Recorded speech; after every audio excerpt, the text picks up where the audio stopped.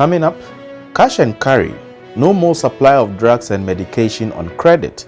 Players in the pharmaceutical industry have said. Government GUTA agree on concessions to reopen closed shops. University of Cape Coast celebrates 60th anniversary. Former President Mahama donates 1.380 million Ghana cedis to support orphan constituencies in organizing this weekend's constituency elections. And UK Prime Minister Liz Truss resigns after 45 days in office with the explanation that she could not deliver the mandate she was elected. Welcome to Graphic Online's News in Brief. We start from the pharmaceutical sector, where the major players in Ghana have resolved to stop the supply of drugs and medications to all facilities across the country on credit basis. This also includes the National Health Insurance Authority. The decision is with immediate effect.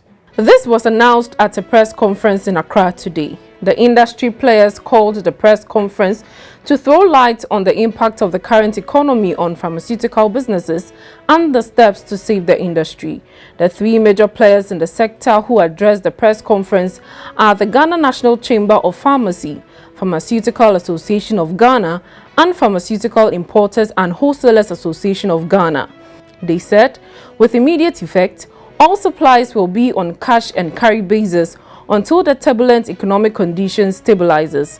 They also urged the government to release, as a matter of urgency, all outstanding debt owed its members to help prevent the shortage of products in the country. The president of the Pharmaceutical Importers and Wholesalers Association of Ghana, William Addo, speaking on behalf of the members, said the present economic situation, which has led to the high cost of operations and import of drugs, has forced the associations to take this line of action meant to keep their businesses afloat and settle their indebtedness to financial institutions.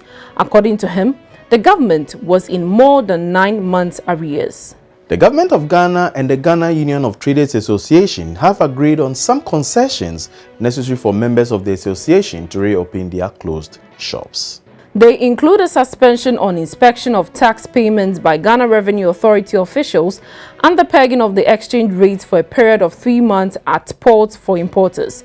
The Deputy Minister of Trade and Industry, Michael Berfi, announced this at an orientation and signing ceremony for the beneficiaries of the Ghana Economic Transformation Project grant in Accra today. The problem we have now with GUTA giving me headaches and problems now from yesterday is because we don't have a lot of forests in the system. That's the problem. And so they are calling for us to arrest, as if we are. And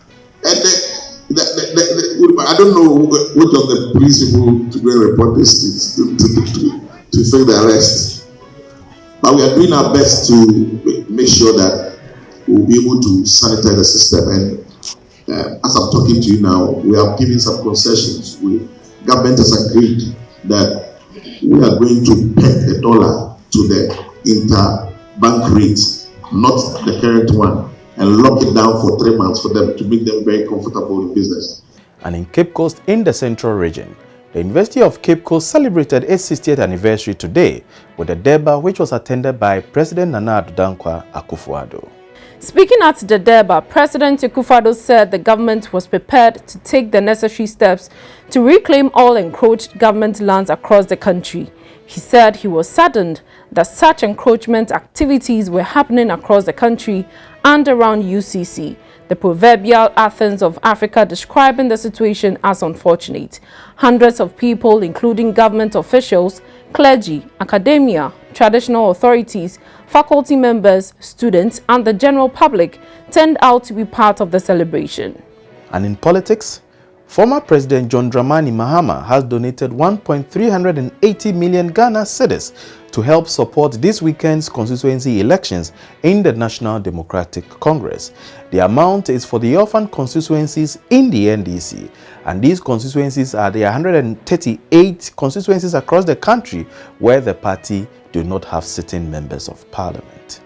We are having 11,825 candidates who are going into these elections. So We wish them well, and may God bless them. And the number of seats available for the contest is 28 times 276. When you do the calculation, you see the likelihood of winning or losing. If out of losing you disagree with any verdict, the appropriate thing to do is to wait and take advantage of any appeal process. If you decide to take the law into your own hands and to create violence, you must know that there will be consequences for you. And before we go, we take you to the UK, where Prime Minister Liz Truss today announced her resignation after 45 days in office. Her explanation was that she could not deliver the mandate she was elected and had notified the King that she was resigning as Tory leader. There will be Conservative leadership election to be completed within the next week, she said. I will remain as Prime Minister until a successor has been chosen, she added. Her departure after 45 days in office makes her the shortest serving PM in UK history.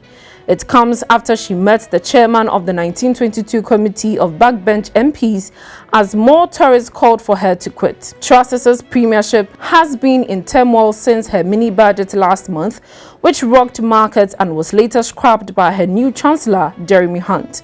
The resignation of her Home Secretary on Wednesday and a chaotic vote on the Commons sealed her fate. There was fury on Wednesday evening around the vote and the methods used to get MPs to vote with the government. Meanwhile, the Chancellor, Jeremy Hunt, has confirmed he will not stand to be the next Conservative leader and UK Prime Minister. I came into office at a time of great economic and international instability. Families and businesses were worried about how to pay their bills. Putin's illegal war in Ukraine threatens the security of our whole continent, and our country has been held back for too long by low economic growth. I was elected by the Conservative Party with a mandate to change this. We delivered on energy bills and on cutting national insurance, and we set out a vision for a low-tax, high-growth economy that would take advantage of the freedoms of Brexit. I recognise, though, given the situation, I cannot deliver the mandate on which I was elected by the Conservative Party. I have therefore spoken to His Majesty the King to notify him that I am resigning as leader of the Conservative Party. News in Brief was brought to you by Graphic News Plus. Download your Graphic News Plus now and choose your preferred package daily, weekly, monthly, and annually, and access free news on various interest areas as well. Graphic News Plus, connecting people through news. For more news, please visit our website graphic.com.gh and follow us on Facebook at Daily Graphic and on Twitter and YouTube at GraphicGH. Thanks for watching. I am Enoch Dafa Frimpong.